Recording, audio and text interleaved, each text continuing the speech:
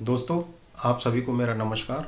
जैसा कि आप जानते हैं, मैं हूं वीरेश चौहान और मैं पिछले 30 वर्ष से अधिक समय से डाई कास्टिंग इंडस्ट्री से जुड़ा हूं। डाई कास्टिंग इंडस्ट्री में काम करते हुए मैंने जो कुछ भी प्रैक्टिकल एक्सपीरियंस गेन किया है, वो सारा एक्सपीरियंस आपको मैं अपने वीडियोस के माध्यम से शेयर कर रहा हूं। ये मेरी एक वीडियो सीरीज़ चल रही है जिसमें कि मैं डाई कास्टिंग की इनकमिंग इंस्पेक्शन या इनकमिंग रॉ मटेरियल से लेकर फाइनल डिस्पैच तक की सारी processes one by one cover कर रहा हूँ। उन प्रोसेस के अंदर क्या प्रॉब्लम या क्या डिफेक्ट आते हैं, उनके कॉज आइडेंटिफिकेशन हम कैसे करें और फिर उनको आइडेंटिफाइड करके कॉज को उसके ऊपर एक्शन कैसे लें या काउंटर मेजर कैसे डिसाइड करें, ये सारा मैं अपने वीडियोस में आपको बता रहा हूँ। तो दोस्तों, सबसे पहले मेरी आप सबको नए साल की मुबारक हो और मैं आशा करता हूँ कि नया वर्ष आप सभी लोगों के लिए मंगलमय हो और आप इस साल के अंदर नई नई ऊंचाइयों को छुएं। तो दोस्तों, जो नए सब्सक्राइबर अभी मेरे इस चैनल पर जुड़े हैं, जिन्होंने मेरे चैनल को अभी सब्सक्राइब नहीं किया है, मेरी उनसे रिक्वेस्ट रहेगी कि मेरे चैनल को सब्सक्राइब कर लें, जिससे कि जो भी नया वीडियो आता है वो सबसे पहले आप लोगों को मिल सके। साथ में बेल आइकन भी दबा के रखें। दोस्तों, अभी तक हमने डाई कास्टिंग के अंदर शॉर्ट ब्लास्टिंग तक की प्रोसेस पूरी कवर की हैं। अब नेक्स्ट प्रोसेस होने वाली है हमारी मशीनिंग की। परंतु दोस्तों, जो भी मेरे नए साथी अभी जिन्होंने डाई कास्टिंग को ज्वाइन किया है या किसी भी इंडस्ट्री को ज्वाइन किया है, उनके लिए मैं एक थोड़ा सा एक अलग टाइप का वीडियो शूट कर रहा हूँ। इस वीडियो में हम देखेंगे कि हमें किसी भी कंपनी के अंदर डिफेक्ट का एक्शन का प्रायोरिटाइजेशन कैसे करना चाहिए, क्योंकि आपकी कंपनी के अंदर प्रोसेसेस बहुत सारी होती हैं, डिफरेंट टाइप की प्रोसेसेस हैं, आपके बहुत सारे कस्टमर हैं, कस्टमर कंप्लेन भी आपकी आ रही हैं, कंपनी के अंदर प्रोसेस में डिफेक्ट भी आपके बहुत ज़्यादा आ रहे हैं। तो ऐसे में किसी को भी कन्फ्यूजन हो सकता है कि हम अपनी जो एनालिसिस है वो कहाँ से स्टार्ट करें।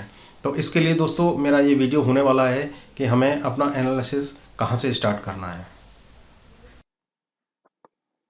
दोस्तों, जब बात आती है defect analysis and action priority की, तो मैं सबसे पहले बोलूँगा कि हमें कस्टमर एंड पे जो भी प्रॉब्लम्स आ रही हैं, जो भी डिफेक्ट या कंप्लेंट आ रही हैं, चाहे वो मंथली बेस पे हों, चाहे ईयरली बेस पे हों, उनको आइडेंटिफाइड करके उनको हमें ज़ीरो करना है। क्योंकि यदि आपके पास कस्टमर ही नहीं है, तो आप अपना मटेरियल बना के किसको सेल करेंगे? तो इसलिए जो फर्स्ट प्रायोरिटी रहती है किसी कंपनी के अंदर हमेशा, वो रहती है कस्टमर डिलाइट, यानी कि कस्टमर एंड पे किसी भी तरह की कोई कंप्लेंट नहीं आनी चाहिए। दूसरी प्रायोरिटी आती है हमारी इन हाउस। अब इन हाउस इजेक्शन की जो हम प्रायोरिटी कैसे डिफाइन करेंगे कि हमें कहाँ एक्शन लेना है, कैसे हम प्रायोरिटाइजेशन करना है, तो उसके लिए भी 3 मेथड होते हैं। जो फर्स्ट मेथड होता है इन हाउस के लिए, वो रहता है हमारा, सबसे पहले हमें आइडेंटिफाइड करनी है अपनी बोटलनेक प्रोसेस। मेरी बोटलनेक प्रोसेस कौन सी है, क्योंकि आपकी कंपनी के अंदर बहुत सारी प्रोसेसेस होंगी, 4-5 तरह की प्रोसेस होंगी, पेंटिंग होगी, मशीनिंग होगी, शॉर्ट ब्लास्टिंग होगी, फैटलिंग होगी, कुछ भी आप प्रोसेस डिफाइन कर सकते हो, मेल्टिंग होगी। तो कौन सी प्रोसेस ऐसी है जो कि आपकी बोल्टनेक बनी हुई है और जिसके कारण आप कस्टमर को जो रिक्वायरमेंट है उसको मीट नहीं कर पा रहे, तो वो आइडेंटिफाइड करनी है। फिर उस प्रोसेस के अंदर जो मशीन है पर्टिकुलर, उस मशीन को आइडेंटिफाइड करना है जो बोटलनेक मशीन है। और बोटलनेक मशीन के साथ फिर आपने फर्दर एनालिसिस करना है कि मेरी बोटलनेक शिफ्ट कौन सी है। हो सकता है किसी पर्टिकुलर शिफ्ट में ही आपके डिफेक्ट ज़्यादा आ रहे हों, यानी कि आपकी कंपनी ABC तीनों शिफ्टों में चल रही है, लेकिन हो सकता है किसी एक पर्टिकुलर शिफ्ट में ज़्यादा डिफेक्ट आ रहे हों, या किसी कोई ऑपरेटर अनस्किल लगा हुआ है, उसी की शिफ्ट में ज़्यादा डिफेक्ट आ रहे हो, तो वो भी आपको आइडेंटिफाइड करना पड़ेगा। अब इसके बाद आता है नेक्स्ट कि आप डिफेक्ट वाइज भी एनालिसिस कर सकते हो, और थर्ड पे आता है आपका कंपोनेंट वाइज। तो अब आपने डिफेक्ट वाइज एनालिसिस कब करना है और कंपोनेंट वाइज कब एनालिसिस करना है, इसमें मैं थोड़ा सा अपनी तरफ से सजेशन देना चाहूँगा आपको कि जैसे डाई कास्टिंग प्रोसेस है, उसमें जो कॉमन डिफेक्ट रहते हैं वो सबसे ज़्यादा रहते हैं, जैसे ब्लो होल आता है, या दूसरा डिफेक्ट रहता है हमारा नॉन फिल या शॉर्ट फिल भी जिसे कह देते हैं। तो अगर आप डाई कास्टिंग प्रोसेस की बात करें, तो वहाँ पे मैं जो सजेस्ट करूँगा वो सजेस्ट करूँगा कि आप डिफेक्ट वाइज एनालिसिस करो, और उसके जो भी रूट कॉज आइडेंटिफाइड करके आप जो भी एक्शन प्लान आपने डिसाइड किए हैं वो हॉरिजॉन्टली सारी ओवरऑल कंपनी के अंदर डिप्लॉयड करो, आपकी जितनी भी नंबर ऑफ मशीन्स हैं या डाइयाँ हैं या जो भी कंपोनेंट है सभी में। अब बात आ जाती है कि component wise analysis. Component wise analysis को प्रेफरेंस वहाँ देनी चाहिए जहाँ पे हमारे लगभग सिमिलर फैमिली के कंपोनेंट हो, तो वहाँ कंपोनेंट वाइज एनालिसिस करने से आपको जल्दी बेनिफिट मिलेगा। तो दोस्तों, अब आपने ये डिफाइन करना है कि मैंने डिफेक्ट वाइज एनालिसिस करना है या अपना कंपोनेंट वाइज एनालिसिस करना है। अब हमने ये प्रायोरिटाइजेशन तो कर लिया कि कस्टमर हमें सबसे पहले लेना है, दूसरा हमें इन हाउस में फिर कैसे प्रायोरिटाइज करनी है। अब उसके लिए हमें जो डाटा रिकॉर्डिंग की ज़रूरत पड़ेगी, तो हमें डाटा रिकॉर्डिंग के लिए देखना पड़ेगा कस्टमर एंड पे अगर हमें डाटा रिकॉर्डिंग करनी है तो उसमें जो मिनिमम इंफॉर्मेशन रहेगी वो क्या रहेगी। उसमें जैसे मैं बात करूं, डेट की मिनिमम रिक्वायरमेंट रहेगी आपकी, डेट आपने नोट करनी पड़ेगी। दूसरा आता है आपका कस्टमर नेम और उसकी लोकेशन। अब ये दोनों चीज़ें क्यों नोट करनी है आपने, क्योंकि एक ही कस्टमर डिफरेंट डिफरेंट लोकेशन पे हो सकता है उसका प्लांट जहां आपका मटेरियल जाता हो। देन किस शिफ्ट में प्रॉब्लम आई कस्टमर एंड पे, कौन सा कंपोनेंट था, पार्ट नेम और पार्ट नंबर क्या था। क्योंकि कई बार क्या होता है कि सेम पार्ट नंबर के साथ पार्ट नंबर अलग हो जाता है, क्योंकि उसमें लिटिल बिट चेंजेस होते हैं और डिफरेंट पार्ट नंबर से हम कस्टमर को सप्लाई करते हैं। देन उसके बाद आता है डिफेक्ट रिपोर्टेड बाई कस्टमर। तो एक्चुअल में कस्टमर क्या है आपको केवल ये बता सकता है एक मोटा मोटा डिफेक्ट कि उसका फिटमेंट का इशू आया फॉर एग्जांपल के लिए। अब फिटमेंट के इशू के अंदर एक्चुअल क्या डिफेक्ट था वो आपने अपना एक इमीडिएट एनालिसिस करके वो यहाँ नोट करना है। हो सकता है यहाँ आप रूट कॉज ना डाल पाओ, लेकिन इमीडिएट जो आपने नोट करना है एक्चुअल में आपको जो फर्स्ट ऑब्जर्वेशन आपको क्या मिली। अब फिटमेंट कस्टमर एंड पर नहीं हुआ तो हो सकता है कि आपका उसमें कोई आईडी अंडर साइज बना हुआ हो कंपोनेंट के अंदर, हो सकता है कि आपका कोऑर्डिनेट का इश्यू हो। तो वो जो एक्चुअल डिफेक्ट आपको ऑब्जर्व हुआ है वो आपने नोट करना है। देन कितनी क्वांटिटी रिजेक्ट हुई है उसकी वजह से वो नोट करनी है। तो दोस्तों ये मिनिमम रिक्वायरमेंट है किसी भी कस्टमर एंड पे अगर कोई कंप्लेंट आ रही है, डिफेक्ट आ रहा है, उसकी लॉग बुक मेंटेन करने की। इसके अलावा आप 4M मेथड भी नोट कर सकते हो, या आपका जो भी वेयर हाउस में मटेरियल है, सेग्रीगेशन में जो भी रिजेक्शन हुआ उस डिफेक्ट की वजह से वो भी आप नोट कर सकते हो।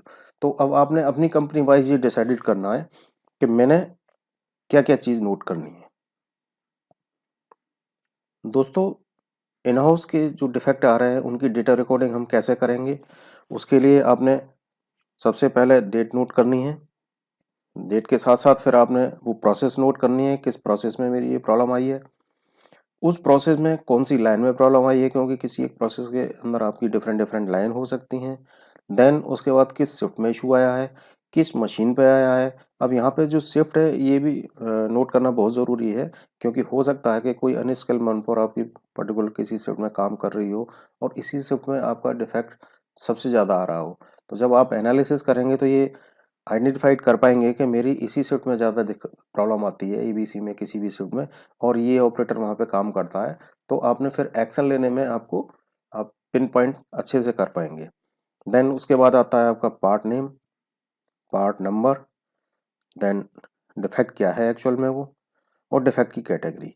तो कैटेगरी के लिए दोस्तों जिन लोगों ने मेरी पुरानी वीडियो नहीं देखी है वो मेरे जो डिस्क्रिप्शन में लिंक दिया हुआ है उसके थ्रू जाकर वो वीडियोस देख सकते हैं। उसमें मैंने बड़े अच्छी तरह से डिफेक्ट की कैटेगरी के बारे में बताया हुआ है। और देन उसके बाद हमें जो नोट करना है ना, ये करना है हमें क्वांटिटी। इसके साथ साथ दोस्तों और भी इंफॉर्मेशन आप नोट कर सकते हो जो आपकी कंपनी के हिसाब से ज़रूरी है। जैसे 4M चेंज में आप वो भी नोट कर सकते हो, जैसे मैन मशीन मटेरियल मेथड, या इसके अलावा और भी कोई इंफॉर्मेशन आप लेना चाहो तो वो भी ले सकते हो। अब नेक्स्ट आता है डिफेक्ट कैटेगरी एंड एक्शन। तो जैसा कि मैंने बताया डिफेक्ट की 3 तरह की कैटेगरी होती हैं जिसको हमने डिवाइडेड किया है पहले ए टाइप डिफेक्ट में। तो ए टाइप डिफेक्ट बेसिकली इसमें क्या होता है, कॉज नोन होता है। यानी कि जैसे कोई हमारा ड्रिल टूट गया तो हमें पता है कि ड्रिल टूट गया, उसके बाद जो होल ब्लाइंड बनेगा, या टैप टूट गया हमारा तो थ्रेडिंग नहीं होगी। तो कॉज इसमें नोन होता है जिसका आप सीधा एक्शन ले लेते हो, और इस पे फिर डायरेक्ट वाई वाई एनालिसिस करके हम रूट को आइडेंटिफाई करके काउंटर मेजर भी डिसाइडेड कर सकते हैं जिससे कि डिफेक्ट रिपीट ना हो। दूसरी कैटेगरी आती है हमारी बीटाई डिफेक्ट की। बीटाई डिफेक्ट में हमें पता नहीं होता डिफेक्ट के कॉज के बारे में, उसके लिए हमें ज़रूरत होती है एनालिसिस की, क्योंकि ये डिफेक्ट कभी आता है कभी नहीं आता, कभी लगातार आता है, कभी 1-2 पीस बनता है, ये डिफरेंट डिफरेंट टाइप से डिफेक्ट आता है। सेम ही डिफेक्ट रहता है परंतु वो लगातार नहीं आता, बीच बीच में आता है। ए टाइप डिफेक्ट में क्या है, वो लगातार आता है। जैसा कि मैंने बताया कि ड्रिल टूट गया तो आपका होल नहीं बनेगा, या टैप टूट गया तो थ्रेडिंग नहीं होगी, तो वो 100% ही ऐसी प्रॉब्लम आएगी। परंतु बीटा डिफेक्ट में क्या है, बीच बीच में इशू आते हैं, तो इसके लिए हमें हमेशा एनालिसिस की ज़रूरत होती है। और कई बार इसको डीप एनालिसिस करने के लिए हमें एफटीटी बनानी पड़ती है। एफटीटी यानी कि फुल टाइम टीम, जो कि डिटेल में ये सारे एनालिसिस करती है, और देन उसके बाद रूट कॉज आइडेंटिफाई करके हम एक्शन ले पाते हैं। एक आता है फिर next C type defect. C type defect basically होता है ये सेटअप का डिफेक्ट।